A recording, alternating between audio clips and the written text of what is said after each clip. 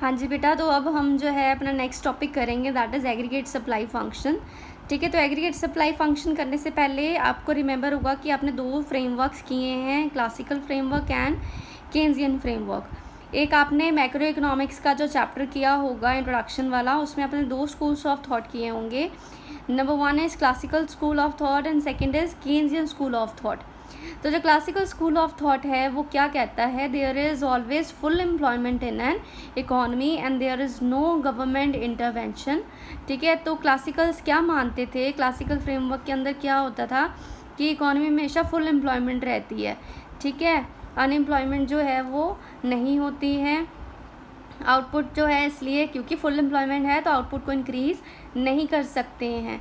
ठीक है, तो इसी तरीके से जो केन्जियन फ्रेमवर्क है वो क्या कहता था कि देयर इज़, केन्स क्या कहते हैं कि there is not always full employment, कि इकोनॉमी में हमेशा फुल एम्प्लॉयमेंट नहीं होता, लेस देन फुल एम्प्लॉयमेंट भी होता है, फुल एम्प्लॉयमेंट भी होता है एंड ओवर फुल एम्प्लॉयमेंट भी होता है।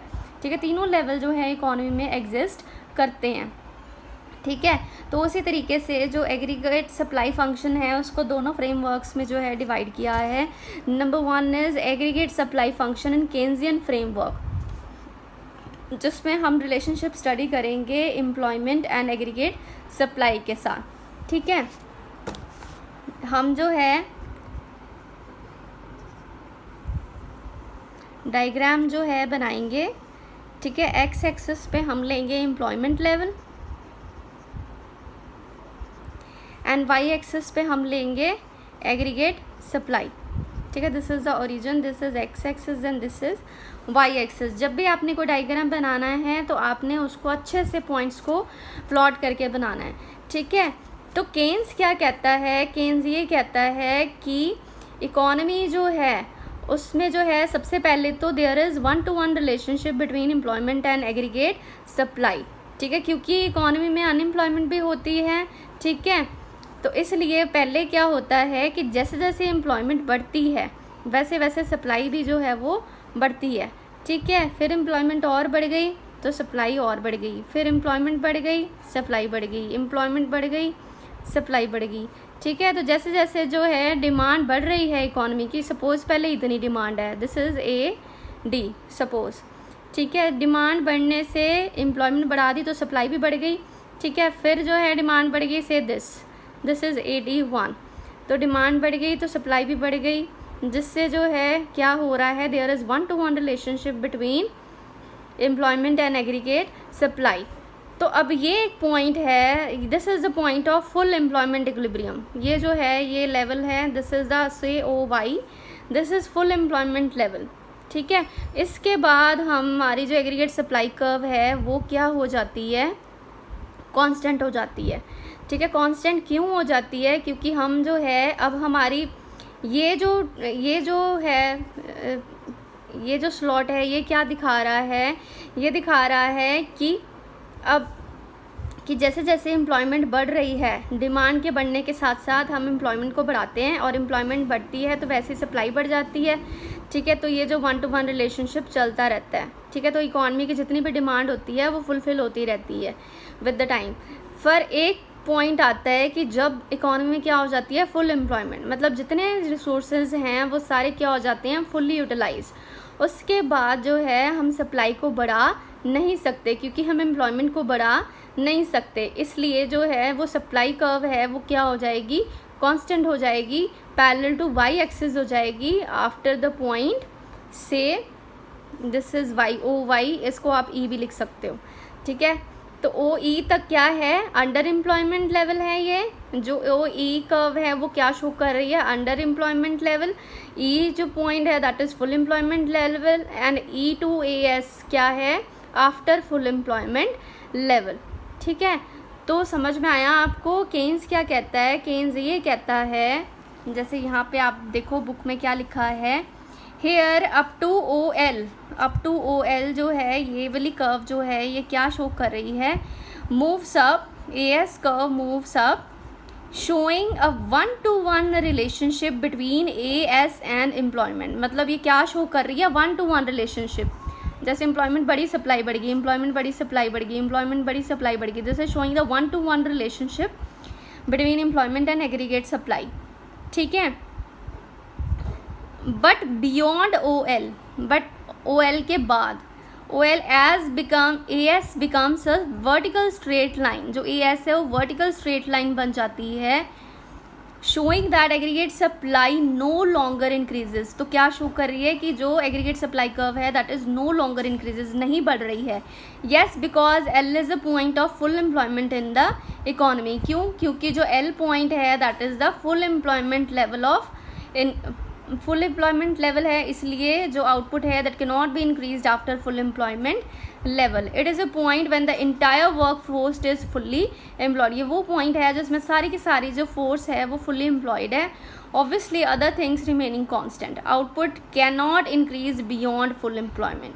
तो इसलिए जो आउटपुट है that can not be increase after full employment level. This is the aggregate supply function in the Keynesian framework with reference to level of employment, ठीक है।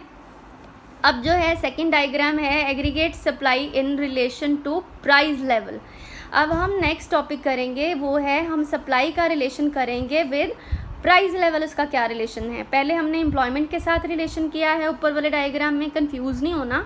ऊपर जो डायग्राम है that is with the level of income and employment, उसका relationship किया है aggregate supply के साथ। यहाँ पे हम कर रहे हैं प्राइस के साथ कि प्राइस के ऊपर क्या इफेक्ट होगा। सबसे पहले क्लासिकल फ्रेमवर्क है। क्लासिकल फ्रेमवर्क जैसे मैंने अभी बताया था आपको कि क्लासिकल इकोनॉमिस्ट क्या कहते हैं। According to classical economist full employment is general feature of a free economy, कि जो फुल एम्प्लॉयमेंट है वो क्या है, जनरल फीचर है और इकोनॉमी का। If full employment is taken for granted, अगर फुल एम्प्लॉयमेंट है AS मस्ट रिमेन कॉन्स्टेंट, तो जो AS है वो क्या होगी, कांस्टेंट होगी, वर्टिकल स्ट्रेट लाइन होगी पैरेलल टू y एक्सिस। मतलब इतनी ही हमारी जो OL लेवल ऑफ आउटपुट है इतना ही रहेगा, क्योंकि फुल एम्प्लॉयमेंट जो है दैट इज़ OL, ये फुल एम्प्लॉयमेंट पॉइंट है।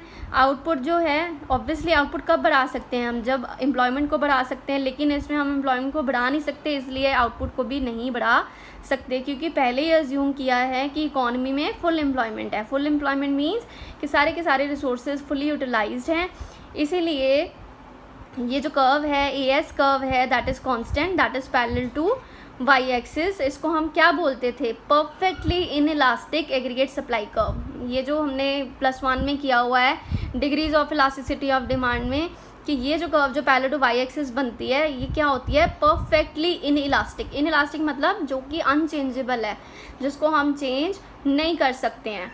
तो उस केस में प्राइस लेवल के साथ क्या रिलेशनशिप होगा। सपोज अगर आपकी डिमांड ये है AD, ठीक है, तो प्राइस लेवल कितना है ये से P, ठीक है। फिर अगर डिमांड बढ़ती है से AD 1 हो गई, ठीक है, तो प्राइस लेवल क्या होगा, बढ़ेगा। फिर अगर और बढ़ गई AD 2 हो गई तो प्राइस लेवल और बढ़ जाएगा। मतलब कि इस केस में क्या होगा कि एग्रीगेट सप्लाई जो है वो जो है शोइंग कांस्टेंट आउटपुट, ठीक है, और it shows the change in price level will not affect output. मतलब प्राइस में चेंज होने से आउटपुट में कोई भी चेंज नहीं आ रहा है, सिर्फ और सिर्फ जब डिमांड बढ़ेगी, अगर डिमांड चेंज होती है तो प्राइस ही चेंज होगा, क्योंकि हम आउटपुट को नहीं बढ़ा सकते। That is why aggregate supply curve है that is parallel to y axis in classical framework, ठीक है। अब लास्ट वन है that is Keynesian framework. Keynesian framework हमने ऊपर भी किया था, आप कहोगे कि हमने तो ऊपर भी केन्जियन फ्रेमवर्क पढ़ा है, बट वो था एग्रीगेट सप्लाई एंड एम्प्लॉयमेंट में रिलेशन था। लेकिन यहाँ पे क्या है, it is the relationship between price level and output, ठीक है। उसमें क्या केन्जियन फ्रेमवर्क में इसमें क्या रिलेशनशिप आता है, तो हमने अभी किया था, मैंने अभी आपको बताया था कि केन्स क्या कहता है कि there is not always full employment in the economy, कि जो इकोनॉमी है उसमें हमेशा फुल एम्प्लॉयमेंट नहीं रहती है, ठीक है। फुल एम्प्लॉयमेंट से पहले अंडर एम्प्लॉयमेंट लेवल भी होता है, आफ्टर फुल एम्प्लॉयमेंट लेवल भी होता है, ठीक है।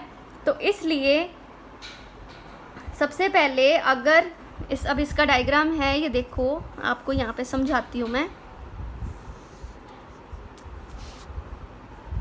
यहाँ पे हमने आउटपुट लिया और यहाँ पे हमने प्राइस लेवल लिया।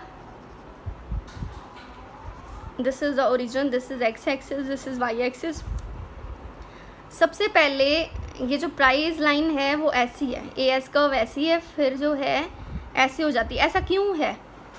देखो ये है फुल एम्प्लॉयमेंट लेवल से OE, ठीक है।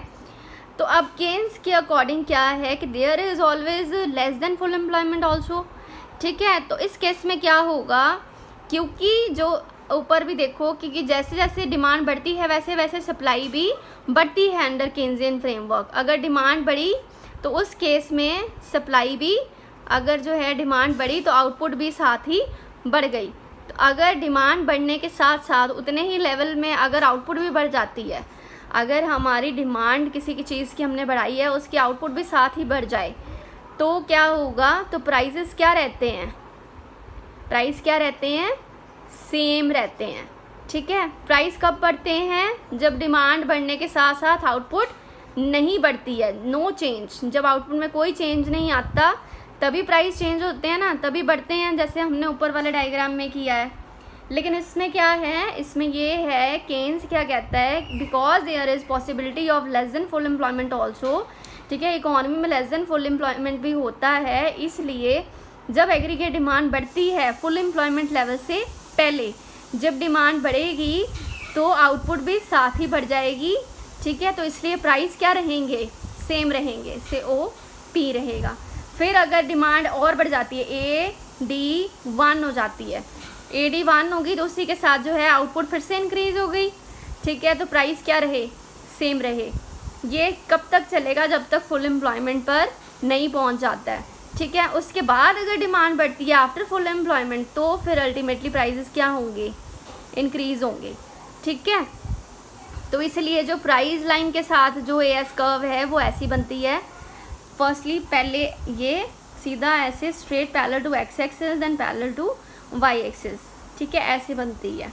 क्यों बनती है, क्योंकि जैसे जैसे जो है डिमांड बढ़ती है वैसे वैसे आउटपुट भी साथ साथ बढ़ती रहती है। तो जब डिमांड और आउटपुट सेम लेवल पे साथ साथ बढ़ेंगे तो प्राइस लेवल में कोई भी चेंज नहीं आता है। तो प्राइस लेवल क्या रहता है, कांस्टेंट रहता है, सेम रहता है up to full employment level, ठीक है। आफ्टर दैट भी अगर जो है डिमांड बढ़ती है तो अल्टीमेटली प्राइजेस विल इंक्रीज, ठीक है।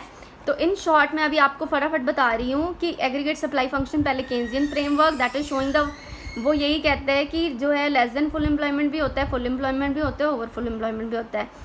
जब तक उससे पहले है तो 1 to 1 रिलेशनशिप होता है, ठीक है। उसके बाद जो है फुल एम्प्लॉयमेंट आ जाती है, उसके बाद एग्रीगेट सप्लाई जो है वो कांस्टेंट हो जाती है।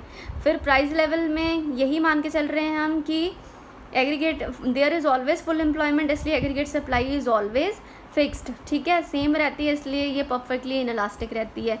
और जो क्लासिकल केन्जियन फ्रेमवर्क है, केन्जियन फ्रेमवर्क में यही कहते हैं कि सबसे पहले जो है डिमांड बढ़ेगी तो आउटपुट भी साथ साथ बढ़ेगी, तो प्राइस में नो चेंज, ठीक है, till full employment. After that if the demand increases the supply will also, the supply cannot be changed, so the price level will increase. So this is the two frameworks in detail, ठीक है, with relation to income and with relation to price level.